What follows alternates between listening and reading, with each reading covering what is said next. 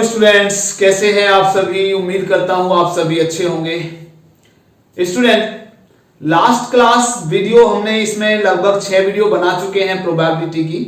आपको basic process बताया probability के बारे में, जिसमें हमने कंडीशनल प्रोबेबिलिटी, क्योंकि हमने 11th क्लास तक जनरल प्रोबेबिलिटी पढ़ी थी और इस क्लास में हम कंडीशनल प्रोबेबिलिटी पढ़ रहे हैं। तो कंडीशनल प्रोबेबिलिटी हमने पढ़ी, उसके बाद हमने इंडिपेंडेंट इवेंट पढ़े। इंडिपेंडेंट इवेंट के बाद हमने बहुत सारे टॉपिक्स पढ़े, ए और B, A and B, A but not B, neither A not B, not A and not B, etcetera etcetera. Students, आज का जो हमारा टॉपिक है वो बहुत इंपॉर्टेंट टॉपिक है। बोर्ड के हिसाब से इसमें से एक क्वेश्चन 100% आता ही आता है। टॉपिक है हमारा आज थ्योरम ऑफ टोटल प्रोबेबिलिटी, और उसी के साथ हमारा जो इंपॉर्टेंट टॉपिक है वो है बेस थ्योरम। क्लियर? ये दोनों ही टॉपिक इंपॉर्टेंट है, एक दूसरे से इंटरकनेक्ट है। Without total probability you can not find out the questions based on the Bayes theorem. Clear? इसमें जो हम टॉपिक करेंगे, इससे पहले कि हम इन दोनों की बात करें, हम एक छोटा सा टॉपिक पढ़ते हैं, क्योंकि इस टॉपिक में वो छोटा सा टॉपिक बहुत ज्यादा यूज होने वाला है, and that is the partition of a sample space. और क्योंकि ये जो थ्योरम है वो बेस थ्योरम है, और बेस थ्योरम एक मैथमेटिशियन हुए हैं, उन्हीं के नाम पर ये बेस थ्योरम है। तो अभी हम एक छोटा सा टॉपिक जो है पहले वो पढ़ लेते हैं जल्दी से। That is the partition of a sample space. Partition of a sample space का मीनिंग क्या है student? A set of events represented by, let us suppose, E1, E2, E3 and so on up to En. This set of events is called the partition of a sample space. Let us suppose S if first condition EI intersection EJ is equal to 5 for all I and J, यानी किन्हीं भी दो events में आपस में कुछ भी common नहीं होना चाहिए। Clear? Number 2, probability E1 union E2 union E3 and so on union En equal to total sample space, यानी जितने भी हम उस सैंपल स्पेस के पार्ट कर रहे हैं उन सभी का यूनियन टोटल सैंपल स्पेस आ जाना चाहिए। और नेक्स्ट जो लास्ट है इसमें वो है probability of any event is greater than 0 for all I.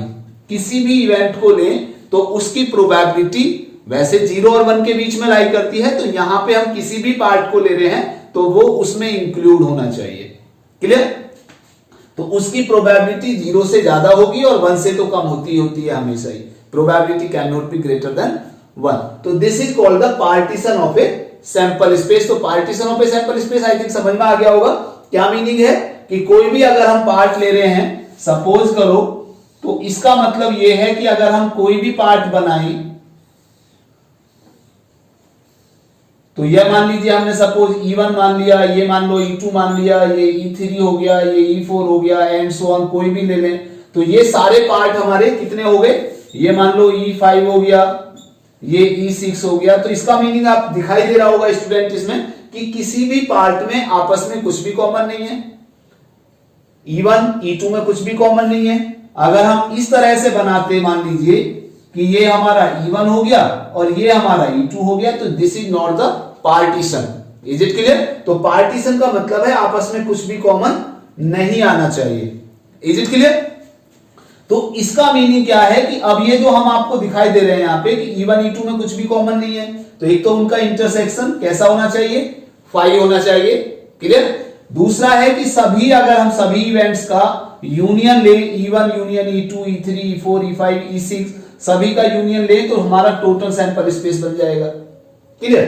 Next, कि सभी की प्रोबेबिलिटी आपको दिखाई दे रही है कि सब, उसमें कोई भी हम पार्ट उठा लें, उसकी प्रोबेबिलिटी 0 से ज्यादा ही होगी और 1 से कम होगी प्रोबेबिलिटी, उसके लिए तो बताने की आवश्यकता ही नहीं है। तो सभी की प्रोबेबिलिटी 0 से अधिक होगी। Is it clear? क्योंकि इसी के अंदर हम ले रहे हैं, तो प्रोबेबिलिटी, सभी प्रोबेबिलिटीज का सम कितना आएगा? वो तो 1 आना ही आना है। क्योंकि सभी की प्रोबेबिलिटीज का सम होगा तो वो टोटल सैंपल स्पेस की प्रोबेबिलिटी होगी, तो दैट इज इक्वल टू 1। तो this is called the partition of a sample space. अब ये तो हुआ हमारा क्या कि हमने सैंपल स्पेस का पार्टीशन कर दिया। अब सपोज करो what is the meaning of total probability. Total probability का मतलब क्या है? टोटल प्रोबेबिलिटी का मतलब है कि अगर सपोज करो हम इस तरह का कोई इवेंट ले रहे हैं तो, और इसको हमने ए मान लिया, तो इस ए की प्रोबेबिलिटी हमें निकालनी है। और इस ए की प्रोबेबिलिटी निकालने का मतलब क्या है कि इस ए की प्रोबेबिलिटी निकालना है अगर, तो हमें इन सभी पार्ट्स में से देखना पड़ेगा। पहले क्या करना पड़ेगा? हमें E1 को चूज करना पड़ेगा, उसमें हमें देखना होगा कि इसकी प्रोबेबिलिटी कितनी है। फिर E2 को चूज करना होगा, उसमें देखना है कि इसकी प्रोबेबिलिटी कितनी है ए की। फिर E3 को, उसकी प्रोबेबिलिटी उसमें ए की कितनी है, E4 में कितनी है, E5 में कितनी है और E6 में कितनी है। ये टोटल आ जाएगा फिर आपका। आया समझ में? नहीं आया? तो this is called the total probability. इन सबको हम सम कर देंगे तो यही हमारी टोटल प्रोबेबिलिटी होगी। But now what is the formula to find the total probability? Let's check. तो स्टूडेंट लेते हैं हम पहला टॉपिक हमारा अब ये थ्योरम ऑफ टोटल प्रोबेबिलिटी। अब इसका मीनिंग क्या है? जरा इस फिगर को देखिए। मान लो हमारा टोटल सैंपल स्पेस दिया हुआ है और इसमें हमने इसके पार्ट कर लिए E1, E2, E3, E4 and so on En। Clear? तो इसका पार्ट अगर कर लिया तो अब देखिए हमें प्रोबेबिलिटी निकालनी है ए की। आपको दिखाई दे रहा होगा E1, E2, E3, E4 में किसी में भी आपस में कुछ भी कॉमन नहीं है। क्लियर? ए की प्रोबेबिलिटी हमें निकालनी है, तो this is called the total probability. अब ये टोटल प्रोबेबिलिटी निकालेंगे कैसे, अब वो देख लीजिएगा। क्लियर? तो सपोज करो अगर हम ए को लिखें तो हम क्या ए को ए इंटरसेक्शन एस लिख सकते हैं। इस ए को हम ए इंटरसेक्शन एस लिख सकते हैं क्योंकि ए किसमें है, एस में ही तो है, तो ए इंटरसेक्शन एस हो जाएगा। अब जरा देखिए, अभी अभी आपको बताया कि इसका इंटरसेक्शन पार्टीशन कर रखा है, तो पार्टीशन कितना है इसका E1, E2, E3 and so on. तो इसका मतलब इसको लिख सकता हूं मैं कितना, E1 union E2 union E3 union and so on union En तक आएगा। क्लियर? कितने भी पार्ट हो सकते हैं, अगर 2 ही पार्ट करेंगे तो E1 E2 आ जाएगा, 3 करेंगे तो E1 E2 E3 आ जाएगा, 4 करेंगे तो E4 तक आएगा, 5 करेंगे तो E5 तक आएगा। n तक कर रहे हैं, हमें पता नहीं है तो हम जनरल फॉर्मूला यूज कर रहे हैं तो n तक ले रहे हैं अभी। क्लियर? अब आपने 11th क्लास में प्रॉपर्टी पढ़ी थी, distributive property of intersection on union. तो ये जो इंटरसेक्शन है वो यूनियन पर डिस्ट्रीब्यूट हो जाता है। डिस्ट्रीब्यूट का मतलब है A intersection E1 union A intersection E2 union A intersection E3 union and so on A intersection En तक होगा। क्लियर? ये आपका ए है। अगर अब मैं इसकी ए की प्रोबेबिलिटी निकालता हूं तो देखिए सेट था पहले हमारा ए, तो यूनियन में आ रहा है। बट अब हम क्या निकाल रहे हैं, प्रोबेबिलिटी अगर निकालते हैं तो प्रोबेबिलिटी कभी भी यूनियन में या इंटरसेक्शन में नहीं आती, प्रोबेबिलिटी हमारी सम में आएगी या डिफरेंस में आती है। तो यहां यूनियन का मतलब सम आएगा, तो इसका मतलब क्या हुआ, probability of A intersection E1 plus probability of A intersection E2 plus probability of A intersection E3 plus and so on plus probability of A intersection En।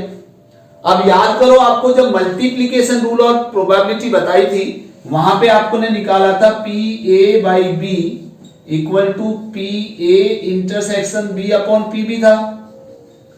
Clear? तो यहां से अगर मैं इंटरसेक्शन की प्रोबेबिलिटी निकालता हूं तो PA intersection B equal to था हमारा PB इंटू PA/B, या अगर हम PB/A निकालते हैं तो उसमें था हमारा PA इंटू PB/A। तो कोई सा भी हम फॉर्मूला इसका यूज कर सकते थे इंटरसेक्शन का। तो यहां पे हम लिख सकते हैं PE1 into PA/E1 plus PE2 into PA/E2 plus and so on plus PEN into PA/En। आया समझ में? नहीं आया? लिखना चाहो तो E3 वाला भी लिख सकते हो, उसकी जरूरत है नहीं, वैसे हमारा एंड सो ऑन आ गया तो सारे आ जाएंगे। क्लियर? तो this is called the total probability. क्या कहलाती है हमारी ये? Total probability. इसका मतलब क्या है? पहले हम E1 की प्रोबेबिलिटी निकालेंगे, यानी उस टोटल सैंपल स्पेस में E1 कितना है। क्लियर? और उस E1 में फिर हम A की प्रोबेबिलिटी निकालेंगे E1 में A की प्रोबेबिलिटी। तो इसका मतलब E1 को चूज किया, फिर उसमें हमने A को चूज किया। क्लियर? फिर हमने E2 को चूज किया और उसमें A को चूज किया। ऐसे ही E3 को चूज करते हैं, उसके बाद उसमें A कितना है, E4 को, फिर उसमें A कितना है, एंड सो ऑन। इसी प्रकार इसमें सभी में उसकी प्रोबेबिलिटी निकाल लेंगे ये। तो इसमें हम फिर इसकी A की प्रोबेबिलिटी और फिर सभी को क्या कर देंगे, सम कर देंगे, तो ये हमारी A की प्रोबेबिलिटी निकल जाएगी। तो this is called the total probability. अगर हमारा देखिए पार्टीशन एक से तो ज्यादा होंगे, सीधी सी बात है, जब भी तो पार्ट होंगे, तो दो भी हो सकते हैं, तो दो होंगे तो केवल यहां तक आ जाएगा, तीन होंगे तो E3 इंटू A/3 और आ जाएगा, चार होंगे तो E4 इंटू A/4 आ जाएगा, ऐसे आएंगे। और आपके ज्यादातर क्वेश्चन दो के हैं, उसके बाद एक दो तीन के हैं, दो चार क्वेश्चन, और एक दो क्वेश्चन 4 का है, अगर उसको दूसरे तरीके से सॉल्व करोगे, वैसे वो भी दो में कार्ड वाला कन्वर्ट हो जाता है। ज्यादातर क्वेश्चन हमारे दो या तीन के ही आते हैं। क्लियर? तो this is called the total probability. Clear? अब बात करते हैं बेस थ्योरम की, कि बेस थ्योरम क्या है। तो ये हमारी total probability PA equal to PE1 into PA/1 plus PE2 into PA/2 plus and so on plus PEN into PA/n। अगर शॉर्ट में हम इसको लिखना चाहें तो PA इक्वल टू आ जाएगा सिग्मा PEI इंटू PA/EI और I equal to 1 to n हो जाएगा। यानी अगर हम I के प्लेस पर 1 लिखते हैं तो PE1 इंटू PA/1 प्लस 2 लेते हैं तो PE2 into PA/2 and so on. तो this is called the short form of the this one. अब जितने भी हैं उतने ले सकते हैं, 1 to 2 है तो 2 लेंगे, 1 to 3 है तो 3 लेंगे, 1 to 4 है तो 4 लेंगे।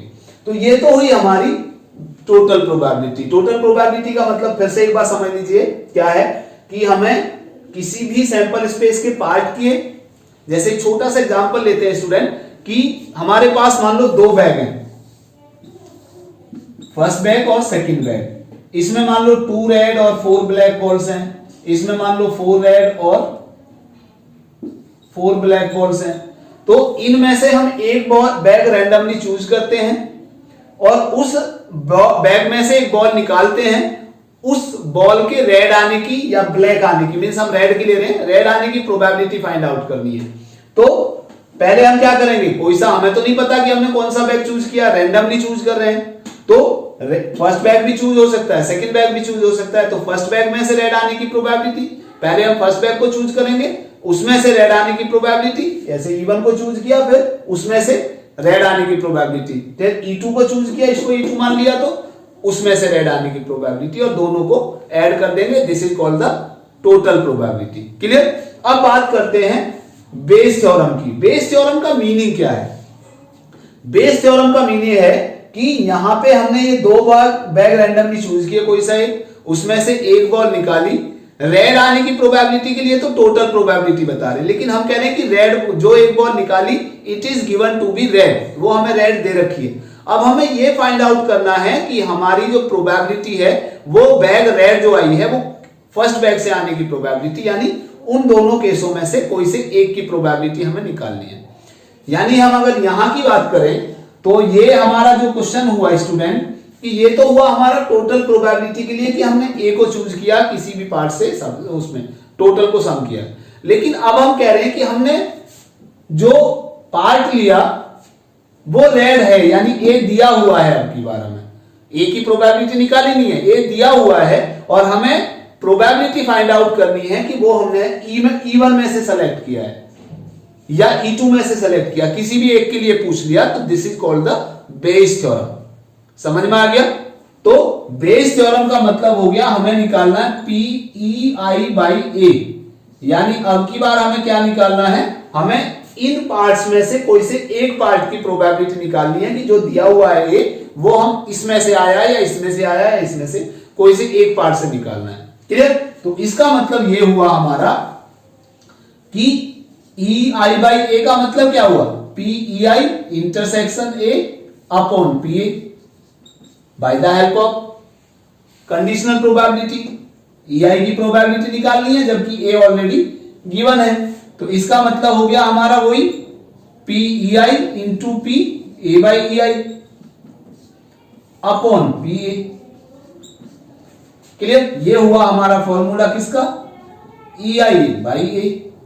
ठीक है, अब अगर सपोज करो हम कहते हैं कि हमें E1 की प्रोबेबिलिटी निकालनी है, तो आई के प्लेस पर 1 रख दीजिए, तो पी E1 बाई ए निकालना है, तो P E1 into P A by 1 upon P ए।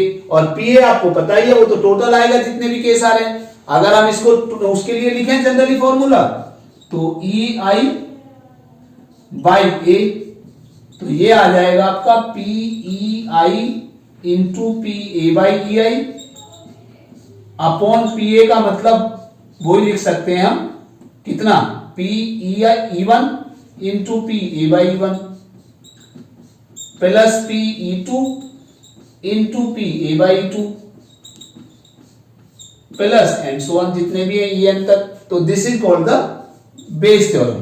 तो ये तो हमारा प्रोसीजर समझाने का कि हमने किस तरह से टोटल प्रोबेबिलिटी निकालनी है, किस तरह से हमें बेस थ्योरम के बेस पर क्वेश्चन निकालने हैं।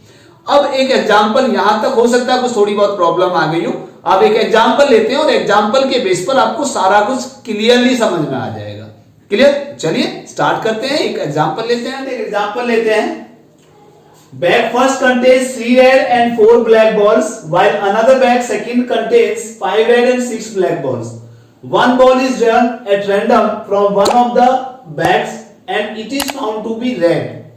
Find the probability that it was drawn from bag second.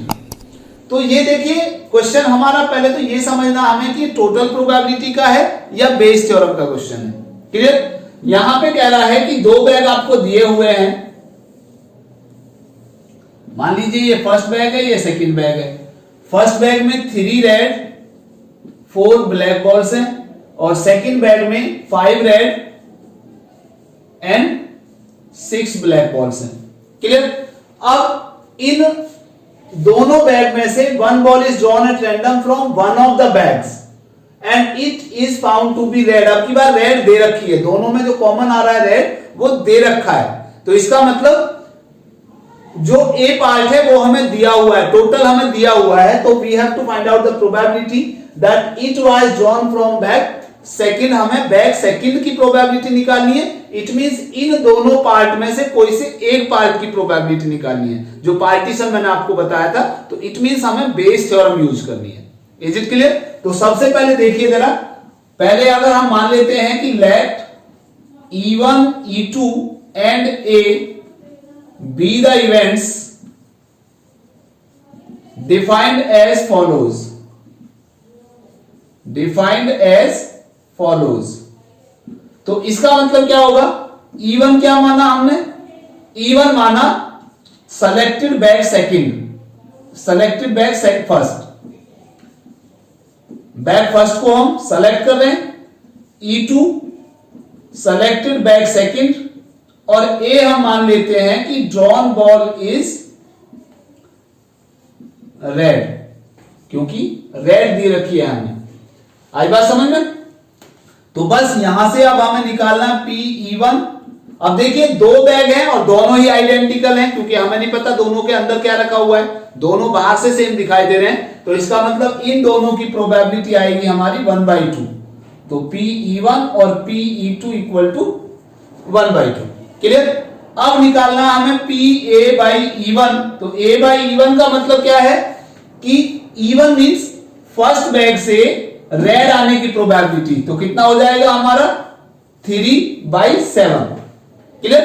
और पी E2 की ए बाई E2 कितना हो जाएगा, ए बाई E2 का मतलब है कि सेकंड बैग से रेड आने की प्रोबेबिलिटी। तो सेकंड बैग कितना है, मैं 5 रेड, तो 5/11 आ जाएगा। क्लियर? अब हमें प्रोबेबिलिटी फाइंड आउट करनी कि find the probability that it was drawn from bag second, और सेकंड को हमने क्या माना है, E2। तो इट मीन्स हमें प्रोबेबिलिटी फाइंड आउट करनी है E2/A की। और E2/A का मतलब क्या है स्टूडेंट? वही formula PE2 into PA/2 upon PA, और PA का मतलब PE1 इंटू PA/1 और plus PE2 into PA/2। Clear? तो बस इसकी वैल्यू रखनी है। E2 की probability 1/2 into A/2 5/11 upon E1 1/2 into A/1 3/7 plus 1/2 into 5/11। Clear? तो इसका किसकी प्रोबेबिलिटी निकाल रहे थे हम? E2/A की निकाल रहे थे। तो कितना आया हमारा? 1/2 तो थ्रू आउट कॉमन आके या एलसीएम ले लीजिए। एलसीएम कितना आएगा? 11 2 जा 22, क्योंकि यहां अलग आ रहा है तो 11 एलसीएम तो हम ले नहीं सकते अभी, तो 1/2 से हम थ्रू आउट डिवाइड कर देते हैं। तो ऊपर बचेगा हमारा 5/11 और अपॉन में आएगा 3/7 प्लस 5/11। क्लियर? अब एलसीएम ले लेते हैं। एलसीएम भी ऊपर तो 11 ही रहेगा, तो ये तो आया 5 अपॉन नीचे एलसीएम कितना आएगा हमारा? 11 7 जा 77, तो ये हुआ 11 3 जा 33 और 7 5 जा 35। तो 11 से इसे काट सकते हैं हम, कितना आएगा? 11 7 जा 77 और ये 7 कहां पहुंचेगा हमारा? ऊपर। तो 5 इंटू 7 अपॉन 33 और 35 कितना हो गया हमारा? 68। तो ये हो गया हमारा 35 अपॉन 68। तो ये तो हुआ हमारा किसका? बैक सेकंड से आने की प्रोबेबिलिटी। अब देखिए स्टूडेंट, इस क्वेश्चन को अगर मैं थोड़ा सा चेंज करता हूं, पहले इससे भी पहले जो हम क्वेश्चन किया है, हम ये कहें कि one ball is drawn at random from one of the bags, then find the probability that it is red. यानी रेड आने की प्रोबेबिलिटी अगर निकालनी होती तो वो हमारी टोटल प्रोबेबिलिटी होती, और यहां हम कह रहे हैं कि वो सेकंड बैग से आई है, तो ये हमारी बेस थ्योरम का क्वेश्चन होगा। क्लियर? ओके, नेक्स्ट एग्जांपल लेते हैं student. Given 3 identical boxes first second and third, each containing 2 coins. In box first both coins are gold coin, in box second both are silver coins, and in the box third there is 1 gold and 1 silver coin. A person chooses a box at random and takes out a coin. If the coin is of gold, what is the probability that the other coin in the box is also of gold? तो देखिए कितने bag हैं? 3 bag हैं। सबसे पहले तो हम वो लिख लेते हैं कि let E1, E2 and A B, 3 है यहां पे, E3 भी है, तो E1, E2 and E3, E1, E2, E3 and A be the events defined as follows। क्या है? E1 को मान लेते हैं हम कि a person chooses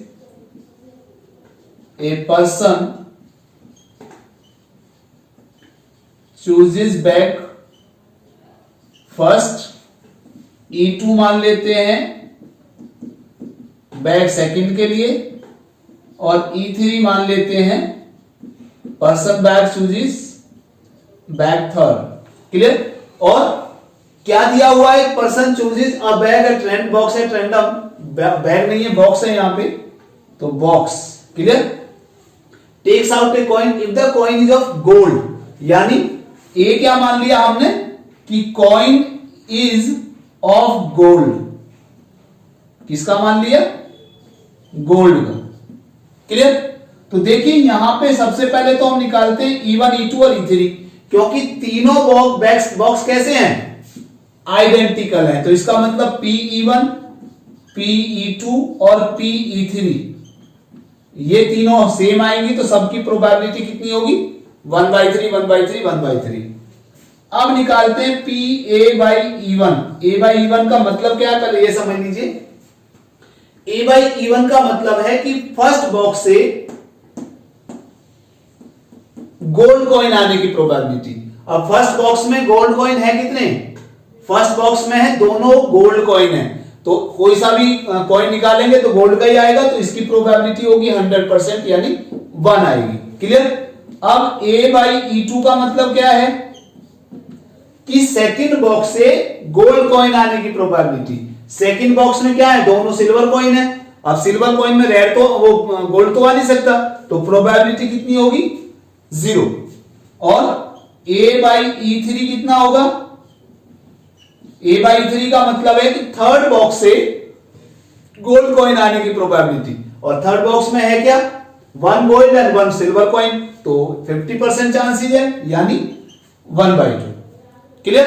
अब हमें प्रोबेबिलिटी निकालनी है कि what is the probability that other coin is in the box is also of gold. तो इसका मतलब क्या है कि एक तो गोल्ड कॉइन हमने ऑलरेडी निकाल चुके हैं, उसमें दूसरा बॉक्स, दूसरा जो कॉइन है वो भी गोल्ड होगा, और वो सिर्फ कौन सी कंडीशन में हो सकता है? केवल फर्स्ट बॉक्स से।